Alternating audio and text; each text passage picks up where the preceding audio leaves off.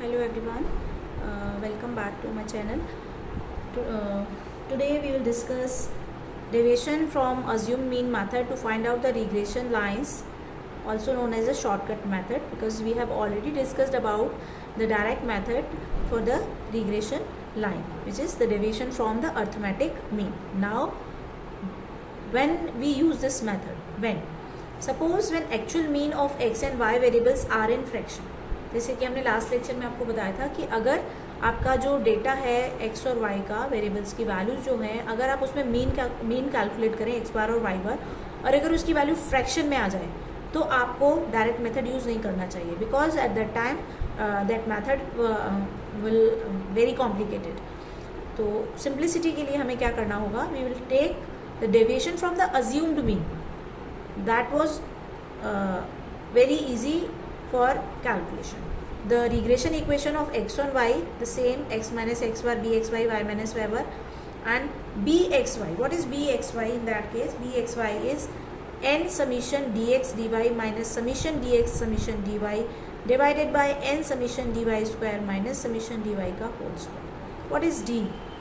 अभी d क्या है यहाँ पे, dx और dy क्या है? dx ये वो वेरिएबल है जब हम उसे x को डेविएट करते हैं with the assumed mean. D Y क्या है, जब हम y को डेविएट करते हैं विद द अज्यूम्ड मीन भी. यानी अब आप क्या कर रहे हो, आप x और y को यूज़ नहीं कर रहे हो, आप dx और dy को यूज़ कर रहे हो.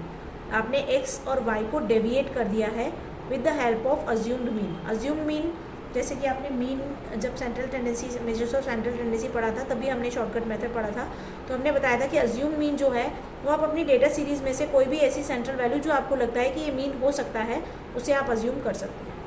ठीक है, और ज़रूरी नहीं है वो आपके डेटा में हो, आप कोई भी ऐसी वैल्यू एज्यूम कर सकते हैं जो उस डेटा सेट की सेंट्रल वैल्यू मानी जा सकती है. तो ए और बी जो है वो एक्स और वाई सीरीज़ में से हमें चूज़ करना है, और उसके बाद ये डी एक्स डी वाई बन जाएंगे और बाकी चीज़ें हम इसमें निकाल लेंगे, जैसे summation d x d x summation d y, ये सारी चीज़ें हम अपनी टेबल से निकाल लेंगे. Right, same the regression equation for y on x, similar formula है, बस एक्स की जगह वाई को रिप्लेस करना है.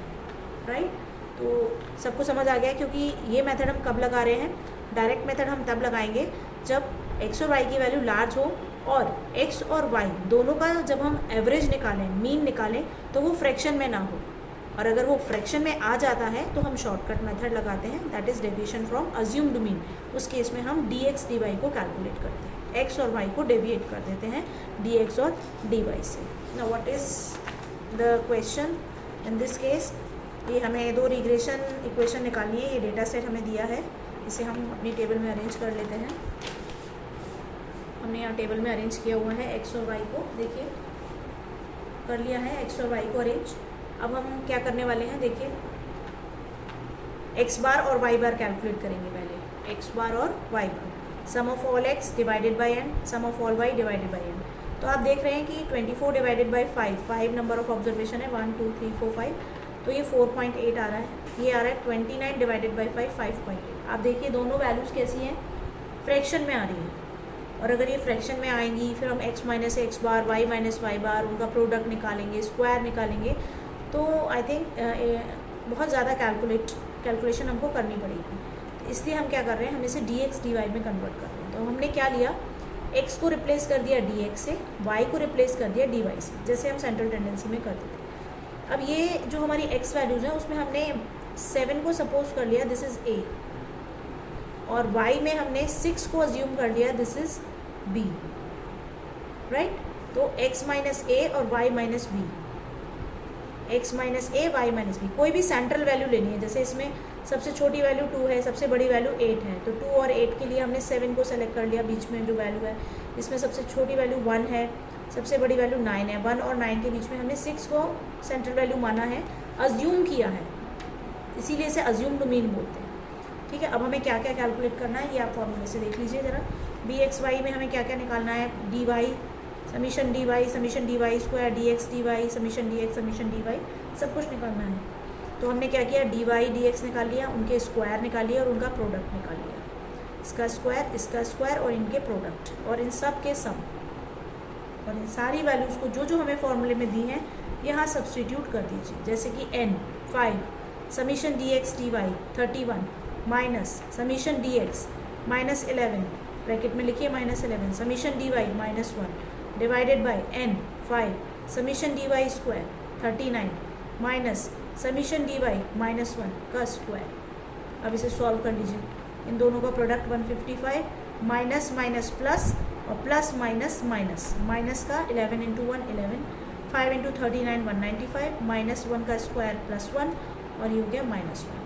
इसको सॉल्व किया 144 नीचे 194 you will find 0.7। Now the regression equation of x on y, what is the regression equation of x on y? x minus x bar, तो एक्स बार हमने रख दिया 4.8, b एक्स वाई की value 0.74, y minus y bar is 5.8।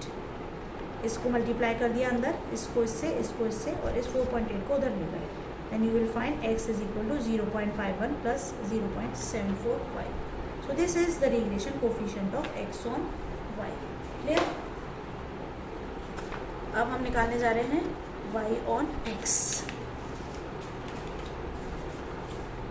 y on x, just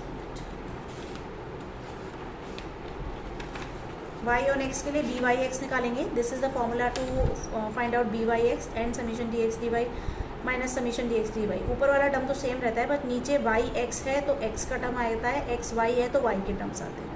तो बस यहाँ table से आप वैल्यूज़ रखेंगे, वैल्यूज से by x की वैल्यू निकालेंगे और वैल्यूज़ को हम अपनी इक्वेशन में रख देंगे। देखिए y बार की वैल्यू 5.8, by x की 1.07, x बार 4.8, इसको उधर ले जाएंगे और इसको प्रोडक्ट कर लेंगे।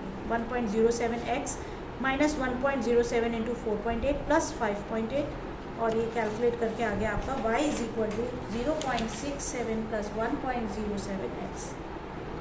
राइट, ये तो हमारी जो स्टोरी है वो कहाँ पे ख़त्म हो गई? Regression line.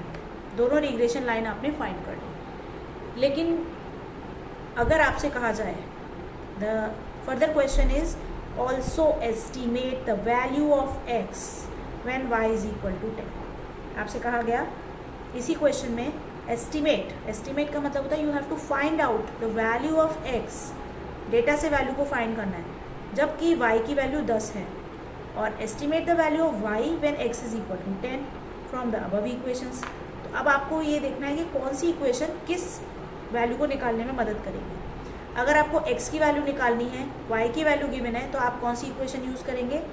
x on y, क्योंकि x y पे डिपेंड करता है और y इंडिपेंडेंट है, तो y तो हमें पता है।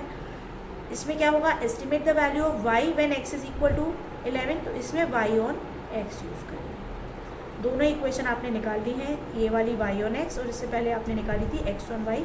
दोनों को यूज़ करके आप आंसर निकाल लीजिए। देखिए कैसे निकाला है। पहले x ऑन y, हमने x ऑन y जो निकाली थी वो रख ली। Put the value of y is equal to 10 दिया है, आपने यहाँ पे y की जगह 10 रख दिया, इंटू 10 सॉल्व कर लिया, ये आ गया, ये x की वैल्यू आ गई। इसका मतलब ये है कि जब डेटा में आप y की वैल्यू 10 रखेंगे तो जो डिपेंडेंट वेरिएबल है x, उसकी वैल्यू आ जाएगी 7.91 के आसपास। ठीक है, अब दूसरा है y ऑन x, इसमें x की वैल्यू 11 रख दीजिए। जब आप 11 रखेंगे तो y की वैल्यू आ जाएगी 12.44। इसका मतलब ये है कि x की गिवन वैल्यू के लिए हम y की वैल्यू फाइंड कर सकते हैं। This is the estimated value of the y on x और x ऑन y। तो कहने का मतलब ये है x और y को एस्टिमेट किया जा सकता है, but with the help of different regression lines. आप कहें इसी इक्वेशन से x निकाल लें, इसी से y को, आपको इधर x दिख रहा है इधर y, आप कहेंगे कि इधर y 10 रख दो तो x की वैल्यू आ जाएगी, और अब जब x 11 दिया है तो x 11 यहाँ रख दो तो y की वैल्यू आ जाएगी। ऐसा नहीं है। अगर x ऑन y कैलकुलेट कर रहे हैं तो इससे x की वैल्यू ही निकलेगी। अगर y ऑन x निकाल रहे हैं तो इससे y की वैल्यू ही निकलेगी for the given value of x। Clear है? So this is all about the 3 methods to find out the regression line, जो आपने प्रीवियस लेक्चर्स में पढ़ा है। पहला है लीस्ट स्क्वायर मेथड, दूसरा मेथड आपने पढ़ा deviation method with the help of या अराउंड अर्थमेटिक मीन, जिसे हम डायरेक्ट मेथड बोलते हैं, और डेविएशन फ्रॉम अज्यूम मीन, जिसे हम शॉर्टकट मेथड बोलते हैं। सो आज के लिए इतना ही।